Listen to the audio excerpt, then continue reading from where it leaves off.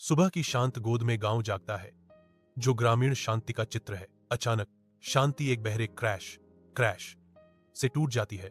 एक पृथ्वी कंपन घुसपैठ। ग्रामीण अपने घरों से बाहर निकलते हैं। उनकी आंखें एक विशाल डायनासोर को देखकर आश्चर्यचकित हो जाती हैं, जो उनके खेतों पर मंडरा रहा है। बच्चे दहशत में चीखते हैं।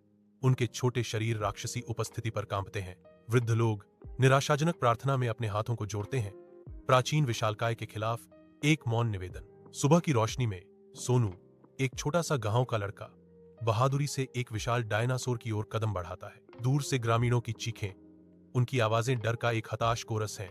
सोनू रुको, यह तुम्हें खा जाएगा। उनकी घबराहट भरी चेतावनियों को अनदेखा करते हुए सोनू की दृढ़ दृष्टि विशाल प्राणी पर टिकी हुई है। वह आगे बढ़ता है, उसके सामने विशाल आकार और शक्ति से बेपरवाह। जैसे ही वह करीब आता है, डायनासोर के विशाल पैर का स्पष्ट दृश्य एक बड़ा गहरा धंसा हुआ कांटा प्रकट करता है। सोनू का ध्यान केंद्रित भाव कोई डर नहीं दिखाता, केवल विशालकाय की मदद करने का एक शांत संकल्प दिखाता है। विशाल सुबह के आकाश के नीचे सोनू सावधानी से एक विशाल डायनासोर के पास जाता है, जिसका विशाल पैर मंडरा रहा है। कोमल हाथों से सोनू डायनासोर के मांस में गहराई से धंसे हुए कांटे को निकालने के लिए आगे बढ़ता है।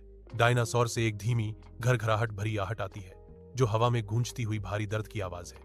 डायनासोर की विशाल आंखें सोनू से मिलती हैं।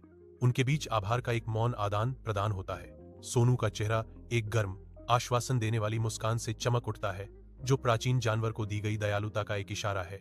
एक कोमल स्पर्श के साथ सोनू डायनासोर की खुरदरी त्वचा को सहलाता है।